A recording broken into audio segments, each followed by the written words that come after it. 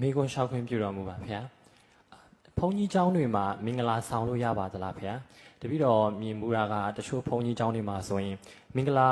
ခမ်းမတွေကိုပါတိဆောက်ပြီးတော့ဗောနော်ဒီလိုမျိုးသူတို့သားသူတို့သမီးတွေနဲ့တွေ့ပြီးတော့စီးပွားရေးတစ်ခုလိုမျိုးလုပ်နေတဲ့ပုံစံမျိုးတွေပေါ့နော်အဲ့လိုမြင်ခဲ့ရပါတယ်ဒါကြတော့ဒီလိုမျိုး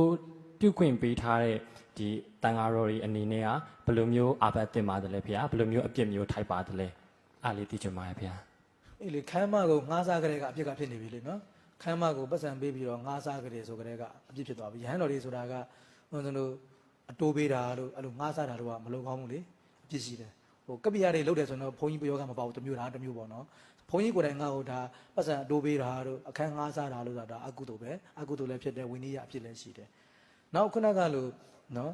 မင်္ဂလာခမ်းမကိုကျောင်းထဲမှာလာလုပ်တယ်ဆိုတော့ဒါတန်ဃာတော်တွေတက်ကဝိတ္တဘာကအာယုံနေလေအရမ်းများတယ်စူညံတယ်နော်လူပေါင်းစုံလာကြတယ်အမျိုးသမီးပေါင်းစုံလာတယ်နော်အဲ့မှာ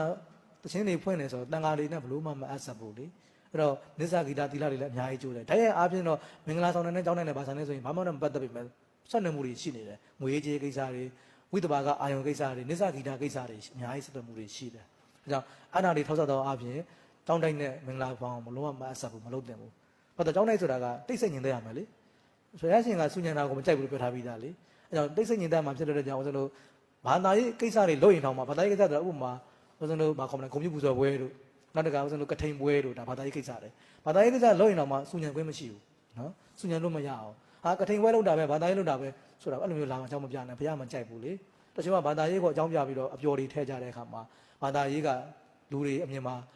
ယွန်စရာဖြစ်သွားတာနော်ယနေ့ခေတ်မှာလေအကြောင်းတချို့ဗုဒ္ဓဘာသာကိုအထင်သေးတယ်ဆိုတာအဲ့ဒါတွေပါတယ်ဗုဒ္ဓရဲ့အဆုံးအမတွေကအလွန်အထင်ကြီးစရာကောင်းပေမဲ့ယနေ့ခေတ်လူတွေကဗုဒ္ဓရဲ့အဆုံးအမကိုဖုံးကွယ်ပြီးတော့ကိုယ့်ရဲ့အတွေးတွေနဲ့လှုပ်ရှင်တာ၆လုပ်တဲ့အခါမှာသာသနာတော်ကိုလူတွေကအထင်သေးကုန်ကြတာဟုတ်ကထိန်ပွဲလုပ်တယ်ဆိုတော့တကယ်တော့ကထိန်ပွဲလုပ်တာမကောင်းဘူးအလွန်ကောင်းတာပေါ့နော်သံဃာတော်တွေချမ်းသာဖို့တဲ့ပစ္စည်းလေးပါလူတဲ့ပွဲပဲဒါပေမဲ့ကထိန်ပွဲမှာမလိုအပ်တာကအတီးအမှုတ်တွေအကအခုံတွေငွေပရိသတ်ပင်တွေပါလာတဲ့ကိစ္စလေဆိုတော့အဲ့ဒါကြောင့်ဆိုလိုတာကဘာသာရေးခန္ဓာပဲလုပ်ဘာပဲလုပ်ပြည့်နေတာပဲလေအကိုရင်မာကသူကမချက်ရဘူးဆိုတဲ့ဥပဒေမရှိဘူးဟိုပစ္စည်းတွေကိုမကက်ပဲနဲ့မကန်ရဘူးဆိုတာမျိုးမရှိဘူးဒါရဟန်းမှာပဲရှိတာမချက်ရမပြုတ်ရမကန်ရဆိုတာရဟန်းနေမှာပဲရှိတာအဲ့တော့ကိုရင်ကတော့ချက်လို့ရတယ်ဟင်းခူလို့ရတယ်နော်အဲ့တော့ကက်လို့ရတယ်ဆက်မေးကုန်ပါရှင်ဗျာကိုရင်ရောငွေကင်ကောင်းပါသလားဗျာကိုရင်ကတော့ဘယ်ရမလဲသူ10ပါးသီလမှာကလေးကသတ္တရဘောဓံသတ္တပရိက္ခဏဝေဒာမနိတိခါဗရံတမာတိယာမေဆိုတာပါးနာပဲ10ပါးသီလမှာနောက်ဆုံးပါတယ်လေအဲ့တော့ကိုရင်လည်းပတ်စံမကန်ရဘူးပေါ့နော်